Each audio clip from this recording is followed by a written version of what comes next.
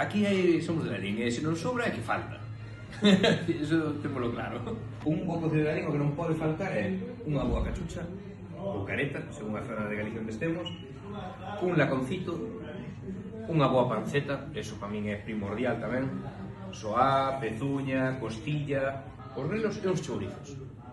Pois, uns garbanciños para acompañar unhas pataquiñas. O segredo do cocido de Lalín é sobre todo a calidade de produto que se usa. Sobre todo unhas normas que impuxémonos entre os hosteleiros e o Concello, que é unha calidade de produto que está asociada a carne que ten que ser de uns animais de certa idade e logo co seu salgado, afumado, que é moi importante, e secado, para que as carnes collan ese sabor, esa impregnación toda do fume, do curado, que era antiguamente se facían nas casas. Se te alimentas a base de uns greliños, uns garbanzos, un poquinho de lacón e un chourizo, é un prato moi liviano. Claro, se te mandas como min, a panceta, a cachucha e tal, aí se nos vai dar maus. O polo de ternera é como un engadido, sobre todo, porque foi moi boa sopa.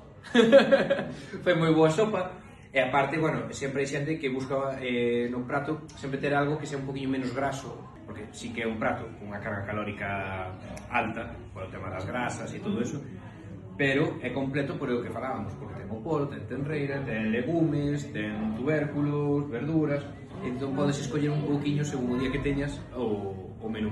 O cociñado é eso, que é moi lento, porque non é só o que está no lume, senón o tempo de desalgado, o tempo, é todo eso. Nos, por exemplo, afumamos, desalgamos e cocemos. Unha feira, como a feira do cocido, que xa temos o restaurante reservado de ano en ano. Directamente, como quen di, xa está o 100% do aforo cheo.